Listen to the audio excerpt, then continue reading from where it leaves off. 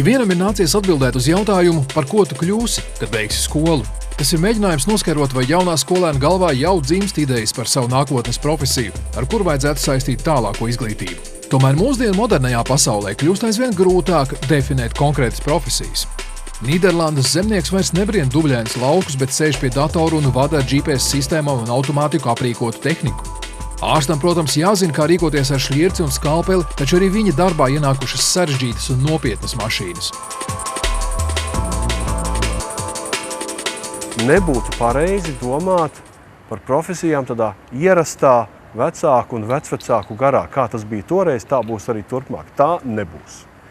Otra lieta, visdrīzāk, tās profesijas arī turpmāk mainīsies, kas nozīmē, ka uz visu dzīvi vienu nevarēs iemācīties un pēc tam tālāk vienkārši strādāt. Būs jāmācās atkārtoti.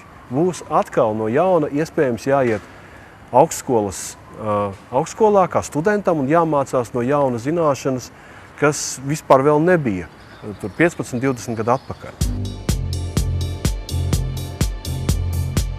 Viena no šādām profesijām, kas piedzīvojusi fantastiskus izmaiņas, ir galdnieks. Bez zāģa, ēveles un kalta galdnieks šodien ir aprīkots ar sarežģītām mašīnām, un to pārvaldīšana vien jau būtu uzskatām par atsevišķu profesiju.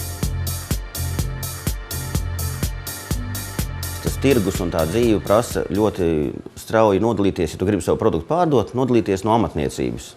Tā galdniecība, ko tu minēji, ar rokas instrumentiem, kas strādā, tā ir tā kā amatniecība. Tā ir, es domāju, ka šobrīd cilvēkiem palikusi sirdslieta, jo amatniecības produktu pārdot, viņš ir ļoti dārgs un viņš ir vienreizējs. Bet tas, uz ko mēs esam gājuši tirgus ietekmē, mēs ejam uz salīdzinoši samazinātām izmaksām, produktu samazinātām izmaksām, un to var iegūt tikai modernām tehnoloģijām. Firma Spals ražo dažādu veidu mēbeles, lielākoties pēc pasūtījuma, strādājot gan Latvijas, gan ārvalstu tirgumu. Lai produkcija atbilstu mūsdienu prasībām, bez datortehnikas neiztikt. Un galdnieks vairs nav tikai galdnieks, bet nedaudz arī programmētājs un matemātiķis. Apaļas figūras, piemēram, aplīmēšanai ir vajadzīga materiāls maliņa. Un šīs materiāla garums ir jāprēķina pēc matemātikas formulas. Kuri, ja aizmirsusies, to var uzzināt. Mēs ar viņus visus varam iedot tās formulas. Ja. Bet ikdienā tas tam cilvēkam, kas to dara, viņam ir jāzina. Mēbeles sākas ar skici, tātad nepieciešams iemaņas zīmēšanā. Kad pasūtītājs ar skici, ja ideju ir apmierināts, tiek izstrādāta mēbeles tāme. Tad, saskaņā ar skici, datorprogrammā tiek veidots projekts. Tālāk dators veido failus, programmu, darba mašīnām, kā zāģēt un cik daudz zāģēt un urt, lai izveidotu nepieciešamās detaļas. Cilvēks, kurš strādā pie mašīnas, nav tikai pogas spiedējs. Viņam ir jāpārzina projekts un jāprot novērst kļūdas, ja tādas ieviešas.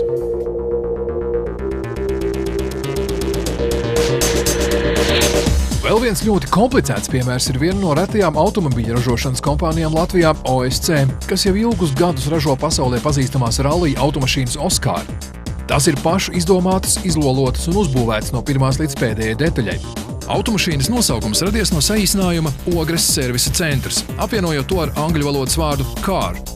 Lai uzbūvētu šādu automašīnu, nepieciešams tāds zināšanu kopums, ko nekādi nav iespējams palikt zem vienas profesijas nosaukuma.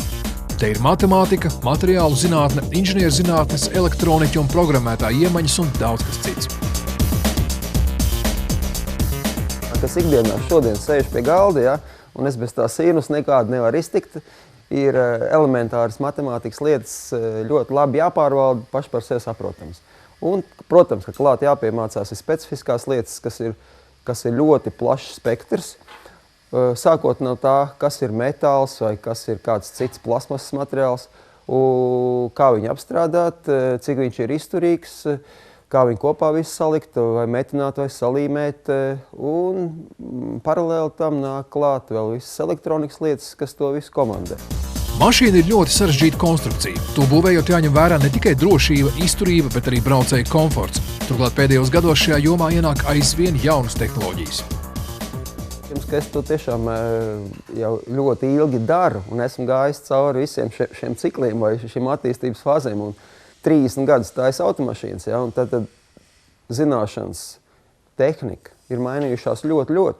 Un, teiksim, pēdējā gada laikā es faktiski esmu beidzis gan tehnikumu, arodskolu un augstāko izglītību par elektrības lietām. Ja mēs tagad būvējam ļoti sarežģītas elektromašīnas un hibrīda automašīnas, kas prasa pilnīgi citas zināšanas, un man vienkārši ir, kā jau es teicu, pirmkārt jāgrib, es to gribu uzzināt un iepazīt.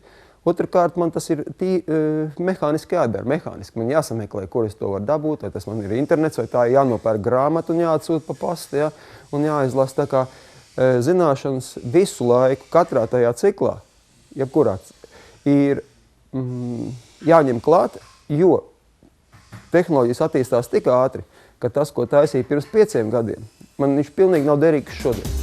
Iemesls, kāpēc Andris Dambis turpina mācīties, ir pirmais rallija auto pasaulē, kura riteņus griezīs elektriskā strāva un kurš topi Dambja auto meistardarbnīcā.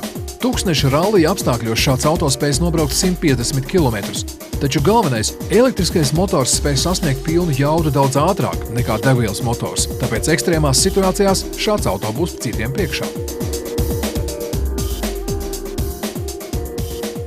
Viena lieta, ko būtiski vajadzētu saprast, ir, ka nākotnē, lai kuru profesiju izvēlētos, ir svarīgi, ka ir gan iemaņas humanitārajā un zināšanas, gan arī eksaktajā zinātnēs.